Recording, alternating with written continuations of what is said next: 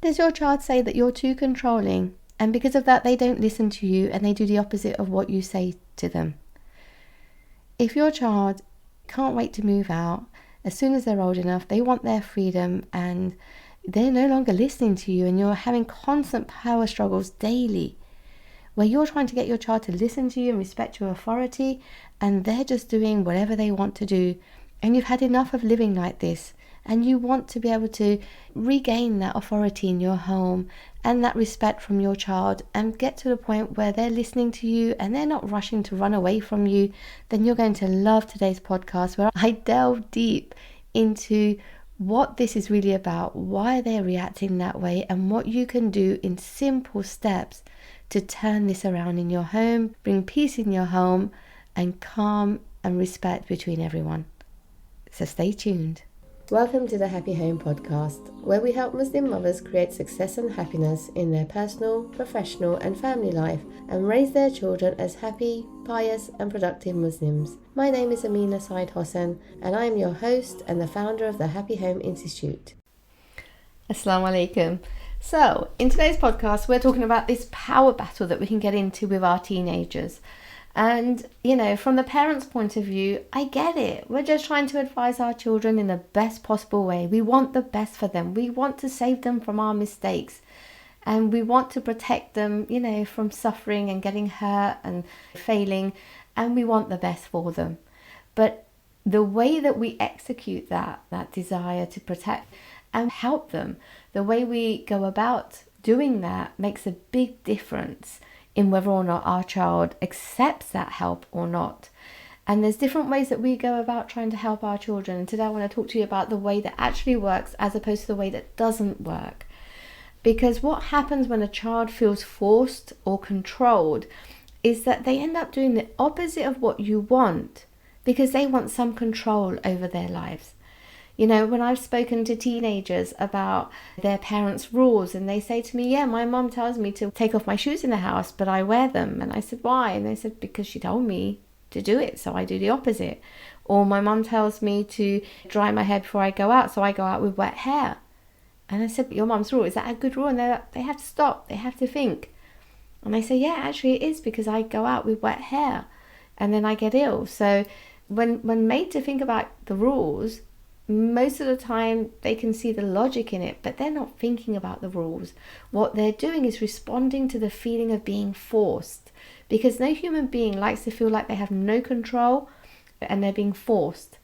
You yourself, if you think about a time when someone tried to force you, you can feel a natural resistance that rise up and you just want to push back. But in the same way, our children have the same feeling. So when we're advising them, if they feel forced, then they're going to push back. And what you're getting there is not disrespect, but a natural pushback reaction that your child is feeling. And when they push back, just so your child can have control. And then we're still getting into power struggles over them having to respect our authority and make them listen. Then what ends up happening is they go to the next level and they say, I can't wait to move out. I'm going to move out as soon as I can. But then the problem with that is when they move out, for freedom, then that freedom becomes, quite dangerous, because now they just want to do whatever, they can do. They want to experience freedom. They're just going to do whatever they can do because they can do it. They're not thinking about what's good for them or what's, beneficial for them. They're just doing it because they want to experience freedom. And that is something we really want to avoid with our children. We want them to be able to experience, a certain amount of freedom in our home, so they're not running away from us in order to experience that freedom that leads them to all sorts of difficulty. So let's understand this. What is this power struggle? Why are they even feeling forced when we're just trying to help them? How did it become like this? Well, if I take you back to when your child was very small, a baby, you could have complete control over, when they eat, when you put them to bed, you decide for them what you think is best. And then when they become, toddlers, they suddenly discover they have free will. They have some control. They actually have control over what they want and some control over what they do. And we may call this the terrible twos, and we then refer to toddler tantrums, because now your toddler is expressing that they want something different to what you want. And that doesn't always align. Sometimes they want the opposite, and we might deal with that in different ways. Traditional methods of parenting would exert your authority and let them know who the boss is, so that we end up forcing our children or scaring our children into obedience. And if you have teenagers, you know that only works in the short term, because what your child then starts doing is either they do what you say in front of you and then do the opposite behind your back, or they go along with it until they're no longer scared of you because they're bigger than you, they're taller than you can't scare them anymore, and then they do whatever they want, and now it's kind of mindless freedom. I'll do whatever I want and you can't tell me anything. It's not even about what they're doing and whether that's good for them. It's about just finally having freedom and not being under your control. So that doesn't work. The fear method doesn't work, although some fear, is helpful, but not to that extreme, right? If we use modern parenting advice, that can take us to the other extreme. If we go as far as, yes, allowing our children to express their choice, and then respecting that choice and facilitating that choice and desire and want without, helping them think through that choice. Yes, that eliminates the power struggle, but it also leaves the child almost becoming the leader of the parent, and the parent becoming a facilitator of whatever the child wants. Then you end up thinking your child is spoiled, or they've gone too far and they're following their desires, and we're just facilitating that. And how do we regain that control? What you'll notice about the first way of approaching it in a traditional method is about that parent taking complete control. And in the second method of respecting your child's choice and facilitating their choice blindly is about us giving complete control over to the child of their choices. But sometimes our children actually need to accept our boundaries and rules. So where does that come into it? Like what do we do where we want to retain some control but not get into this power struggle? Like, what's the solution? Now, the first thing is to understand that we have to have two objectives: leading our children and our children making good choices. It's about leadership. It's not about control. We've got to take the focus off being in control, being the one that they listen to, and more about being the leader. Number one, how do we avoid this power struggle that we get into? Because the more we focus on control, the more they fight us. So how do we avoid that power struggle? And two, how do you then help your make the right choices? Because they now have a gift of free will, but with that comes responsibility. And how do we help them be responsible with that free will and guide them and lead them without them fighting us? That's your ultimate aim. Now, let's look at free will a little bit. When you think about free will, it's a God-given gift of free choice. Now, you can use that, to your advantage, and you can use that to your detriment. But if you think about force and trying to force your child, given that they have this gift of free will, it only takes you so far. Because look, you can force a child to put food in their mouth, for example, but you can't force them to swallow. That part is within their free will. They may choose to swallow, they may choose to spit it out. You can force a child onto a prayer mat, but you can't force them to connect with Allah subhanahu wa ta'ala and pray to Him and think about Him. That again is their free will. You can make them sit in front of their books. You can physically force a child, but can you make them learn, read, take that in?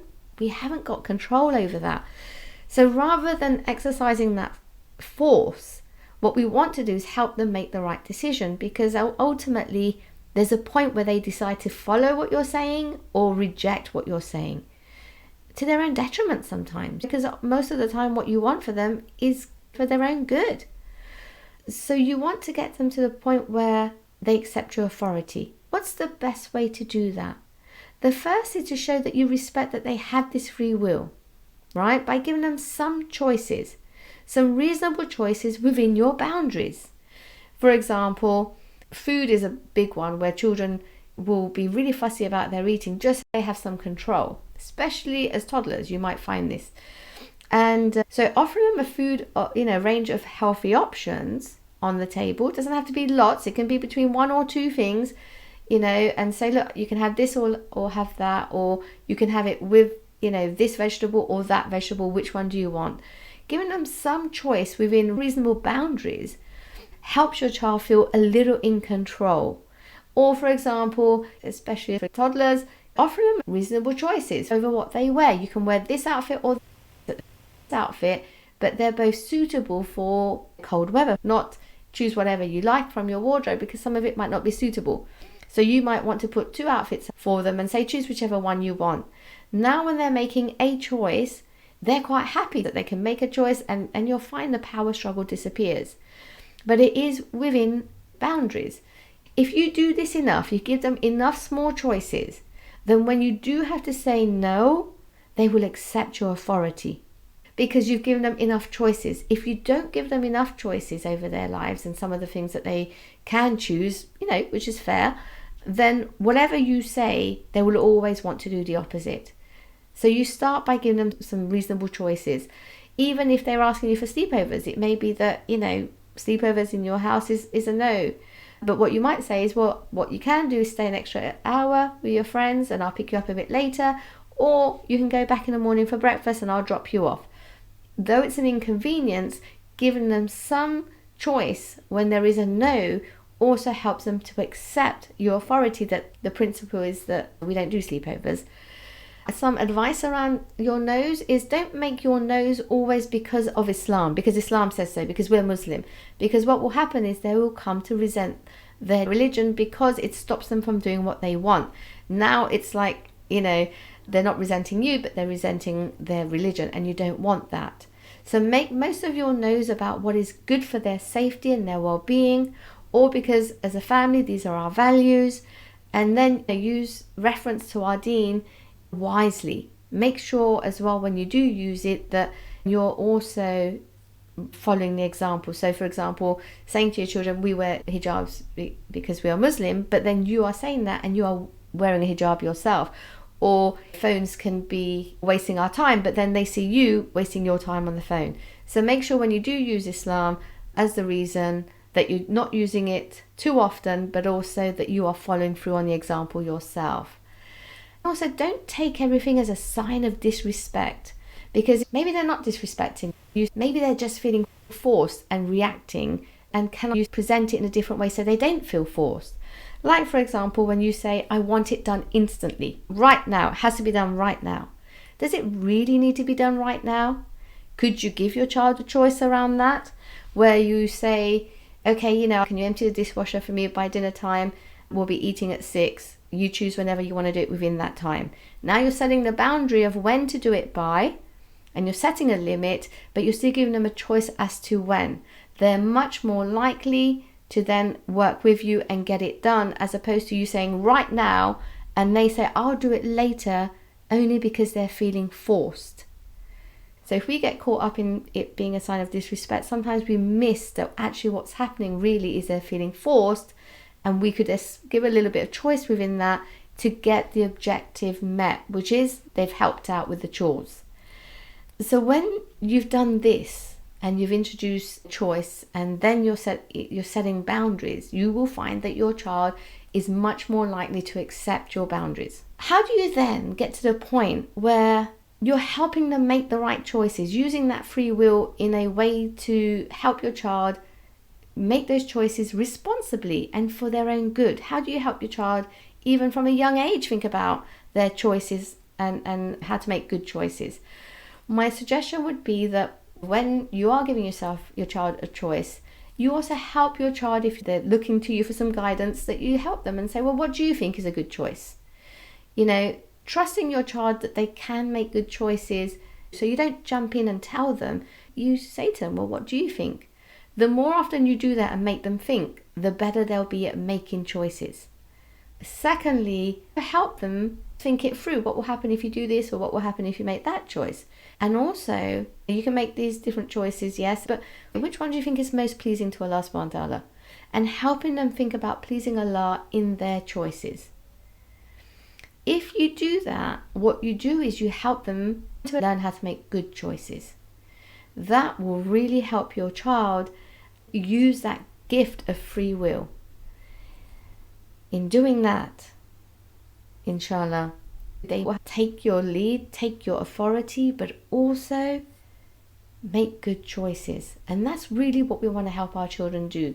Someone once told me, you know when you've been successful in your parenting if when you're not there and you're not telling your child what to do, they make the right choices. And so if you think about that, yes, that is going to be a testament to you raising your child to be able to function on their own without you, function in the world without you. That's what we ultimately want. And so if you follow what I've suggested today, inshallah, you will find that there will be no more power struggle, but you'll be able to help them make the right choices, take your advice, take your lead. And you'll find that when you approach parenting in this way, your child will actually come to you and say, Mum, can you advise me? Can you help me think this through? Can you help me with this decision? Which is exactly what we want. But that does not happen when your child feels forced. And so maneuvering around that free will, guiding them around that is really, really important. And it's not about giving control over, it's about using your position wisely to get the result you want. And if you have got to the point where actually, it's gone too far and your child has really gone the other way, they don't want to hear anything you say, whatever you say, they're just rebelling and going against you and it's really disconnected, you're not sure how to get back on track, then get in touch with me, book a consultation call, let's have a chat and I'll show you how I can help you. Inshallah, we can work together to get your relationship with your child back on track so that no matter how far it's gone, you can still be a parent to them, you can still guide them and still lead them and still get over this, power struggle you're in and this complete disconnection that it leads to. We can still come back from that, but it will take some work. If you need that help, just book a consultation with me. Let's have a chat and I'll show you how I can help you, inshallah. The link is below, so click the link and we'll have a chat. Otherwise, I hope that this has given you plenty to really reflect upon on, wow, okay, maybe that's why it's not been working and this is how I do it. And I really hope, inshallah, from this that you're able to go on and be the leader for your child that you really want to be, and that journey with your child is, it becomes easy, becomes a pleasure for you, and becomes pleasing to Allah subhanahu wa ta'ala that we have used our position in the best way. Okay, we'll leave it there. Book that consultation call if you need professional help and to work with me. Otherwise, I'll speak to you soon. Assalamu alaikum.